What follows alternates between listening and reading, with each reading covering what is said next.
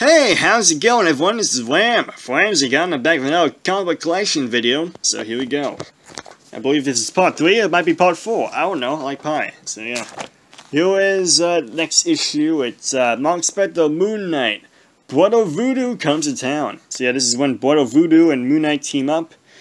And for those who don't know who Brother Voodoo is, he's a half zombie, half wizard or sorcerer supreme, if you would. He takes up the mantle of Sorcerer Supreme when Dr. Strange leaves and stuff like that. But anyway, Brother Voodoo is like a half-zombie person who does voodoo magic and stuff like that. And his brother is inside of him, his spirit of his brother. Because why not? And yeah, he can control his hunger pains, he has increased strength, and he can take a lot of damage. So yeah, moving on, we got Marc Spector, Moon Knight, Zombie, Saturday Night Live. Oh yeah, look at that face. He's angry. He's mad. But yeah, this is okay issue of Moon Knight. It's from the 90s. I don't expect the best quality of Moon Knight comics, but yeah, it's okay. It's okay. And once again, Brother Voodoo is in that issue of Moon Knight.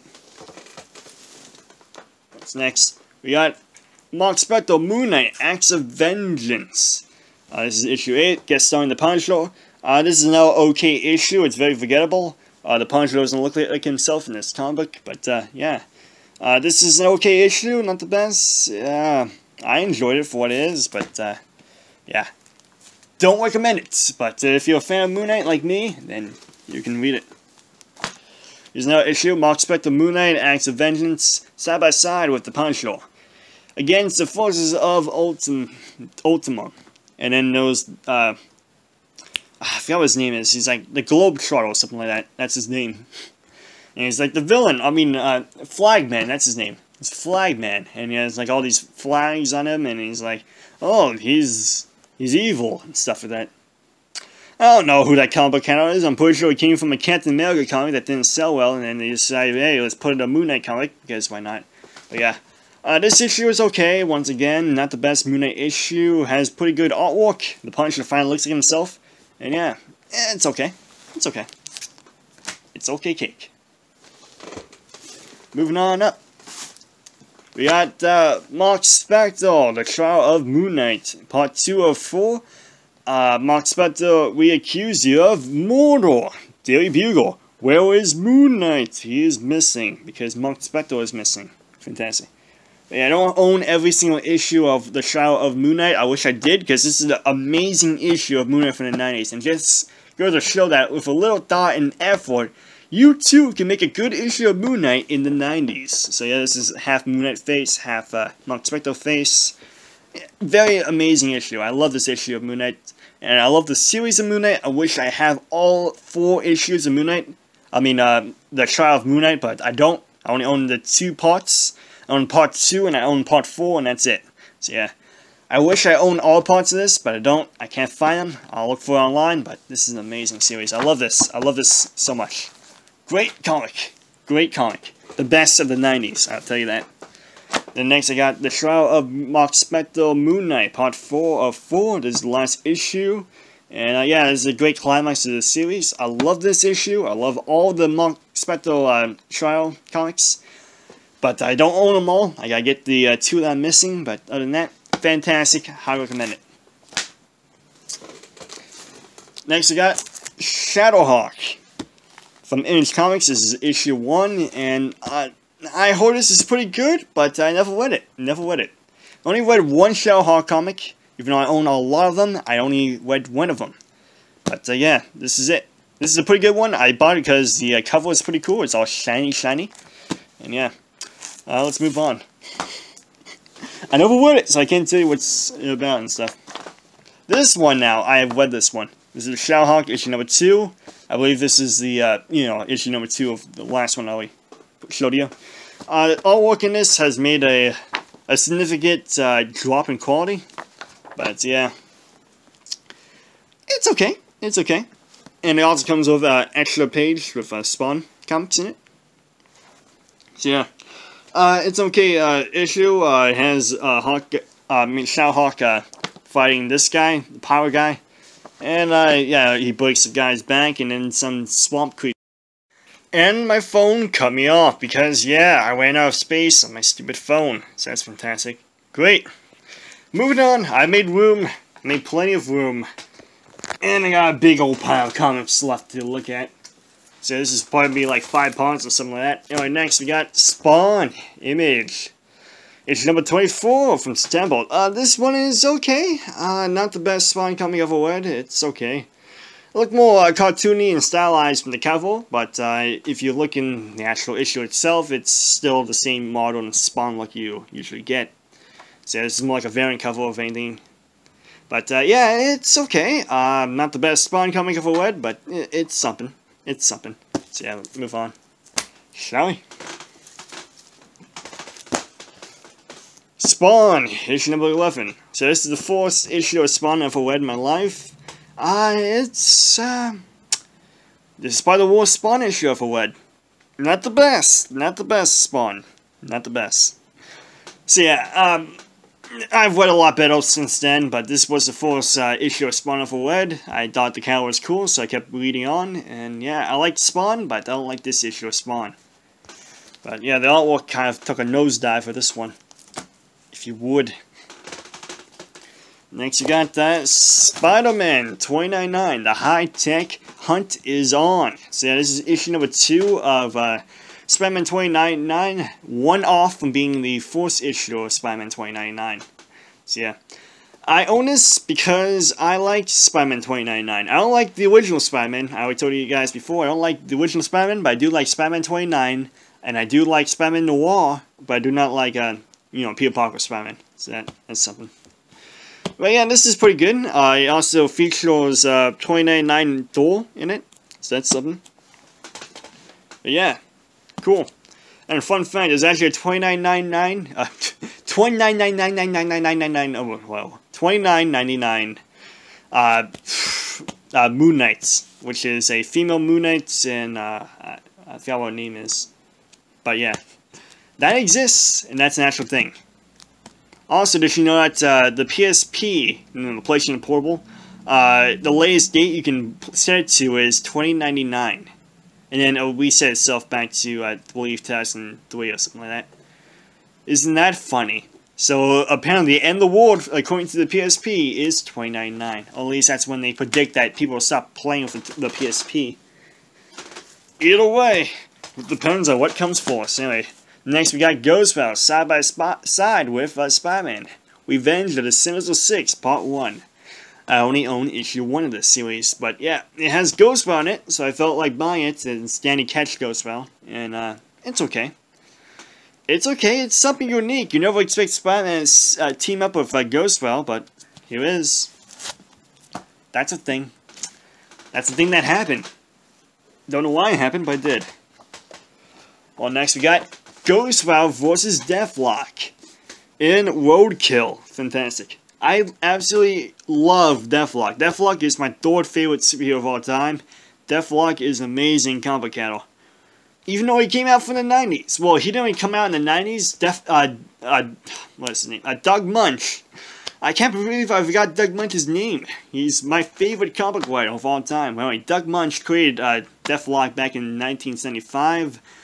And only had like 3 other issues other than that, but then he got cancelled, and then Deathlok was in a hiatus until the 1990s when they finally brought him back. But yeah, Deathlok was created by Doug Munch, but he didn't write this one of Deathlok, and this is a totally different Deathlok than the one he created. And yeah, this is actually a pretty good one of Deathlok. I like the channel, and just like Spawn, it was pretty good in the 90s. Pretty good. Yeah, there's only a handful of comic book channels that actually were good in the 90s, and other channels just felt like they're trying to phone it in and say, hey, I like it's 90s, we're doing 90s stuff. Well, this actually did stuff. And that's why Megadeth actually wrote a song for Deathlok called Cyclotron. So if you don't even know, Cyclotron from Megadeth, yeah, they wrote that song for Deathlok. It was based off Deathlok, but they couldn't get the rights to the channel. Anyway, let me, look, the Incredible Hulk 30th Anniversary, isn't that cool? Let me skim through the pages. Yeah, it's a unique art style to this. Deathlok reminds me of Spawn, but yeah, pretty cool, pretty cool. Spawn, but a cyber Spawn, if you would. But yeah, moving on. Next, we got another issue of Deathlok, and yeah, shiny, shiny, shiny. It's a hologram. Isn't it cool? Woo! But anyway, this is Deathlok, double size, 25th issue. And I have no idea who this guy is. I believe that might be Bishop. I don't know. Is it Bishop? I'm guessing it's Bishop. It could be us. Well, this is where he meets up with the Black Panther, and this is the Michael Collins Deathlok, if you already know. Yeah, it is some decent artwork to it. I skipped it entirely, but yeah, there's some decent artwork to it. Not the best, but it's something. It's an okay issue. It's an okay issue. Doom 2099. I got issue number 1 of this. And apparently this was a thing, and it's gone over the time. But yeah, 2099 Dr. Doom is actually pretty good. Pretty good. I'm not even a big fan of Dr. Doom, but this is something. This is actually pretty good. I might actually consider buying like a graphic novel on this if I could. But yeah, that's something. Artwork, the artwork on it is some hit or miss to it. It's not the best artwork I've ever seen, but it's something. The original Ghostwell from issue number 1. We presenting the first appearance of Johnny Blaze. So yeah, for those who don't know, this is reimagining of Johnny Blaze's origin story. So that's great. So if you ever want a reimagining of Johnny Blaze's origin story, here it is. I'm not sure if it was a reimagining or is it a reprint. I think it might be a reprint. Yeah, I think this might be a reprint of his origin story. That's great. So now I sort of own the first issue of Ghostwell, but it came out in the 90s, so it's not worth as much. Yeah. Let's move on. Moving on. And technically it's not the original Ghostwell because that would be the Phantom Rider. Rick Fury, if you would. Or Rex Fury. Anyway, this is the only issue of Silver Surfer I own from Marvel Universe. This is issue number 12 of January of 1996. I don't know what to say about this. I'm not a big fan of Silver Surfer. This is the only issue of Silver Surfer I own. And yeah, it's okay. It's okay. It's very forgettable. I don't remember anything of it, but it's something. I can tell you that. It's something. Ghost Rider. This is Ghostwell meets the X-Men. Fantastic. Never finished this. I read like 4 pages of this, and I was like, oh, this is not good. This is not great. I don't like it. Me don't like comic. Me think comic is bad. So I just decided, you know what, I'm done. Screw it, I'm done. Giving up. Yeah. It's okay. It's not my cup of tea, but maybe it's yours. I don't know. Next we got the official handbook of the Marvel Universe. Marvel Knights. How about saying Midnight Suns? This is not Midnight Suns. This is Marvel Knights from 2005. For those who don't know, this is basically a Wikipedia page on all the Marvel superheroes from Marvel Knights line. So if you want a Wikipedia entry of Moon Knight, Ghostwell, Black Panther, Blade, then yeah, just get this. I bought it because it was cheap, and I just wanted another thing that had Moon Knight in it. So that's why I got this Wikipedia book on Moon Knight and all the superheroes. So that's great. Next we have the Spector, the beginning of tomorrow from DC Comics. So I'm not a big fan of Spector. I think it's cool, but this is the only issue of Spector I own. I might own a second one. I don't know, but yeah, the Spector. This is issue number 0 if you want to know. But yeah. It's actually pretty good. It's about how the Spectre keeps coming back as a new person every time. And there's one villain that's from his past that keeps coming back for revenge, and he has to keep fighting her. And yeah. It's pretty cool. It's pretty unique. I like it. I won't think about buying like issue number 1 or issue number 2 of it, but yeah, it's okay. It's okay for what it is. And it's like a reimagining of his origin story, too. Here's issue number 2 of Ghostwell 2099. Fantastic.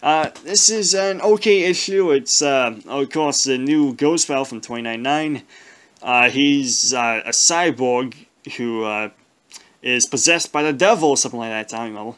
But Yeah, it's okay. It's forgettable. It's action-packed, but it's not a good story. It's not poetic. I like poetic stories, so that's why I don't like it that much.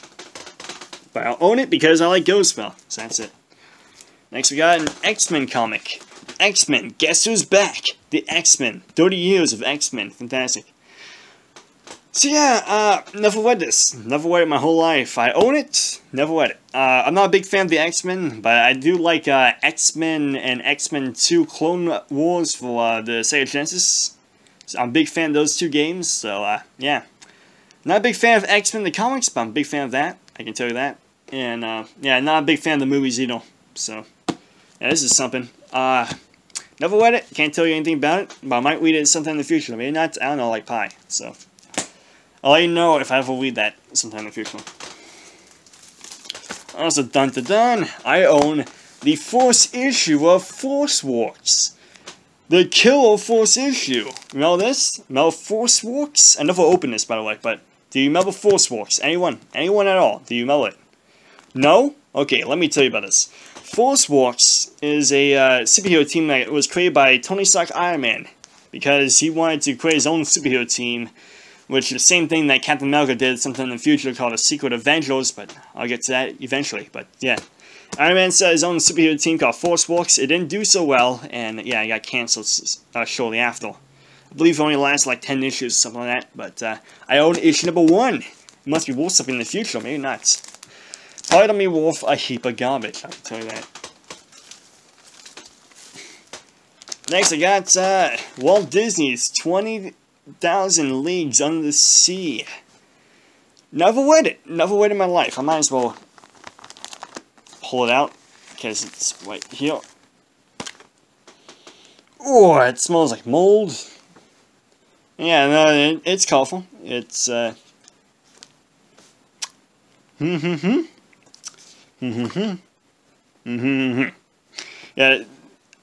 enough of read this before. It's based loosely on the, of course, the books of 20,000, I mean the book, 20,000 Leagues Under the Sea. And, yeah, I think it might be okay. I never read it before, and I showed you a few pictures of it. It looks okay. I'm not into all these old, comics like this from Deli Comics. I'm more into Warren Comics, if anything. Anything that's Hall related, but this is not Hall related. This is Walt Disney's 20,000 Leagues Under the Sea. So yeah, I'll read it eventually, but not today. Not today. Next, we got Roy Rogers, and this is Roy Rogers' Trigger, if you don't know. So it's all about the horse. That's it. Are you triggered yet, people? Are you triggered? Because it's all about the horse named Shroud. Fantastic. So, yeah. You ever want to read a comic book about a horse named Shroud? Because you can. And this is it. Fantastic. My hands are dirty and gritty from this comic. Fantastic. I'm a dirty boy. I'm a dirty. My hands are dirty. Give me back in the bag. Get it back in the bag. Piece of garbage. Yeah,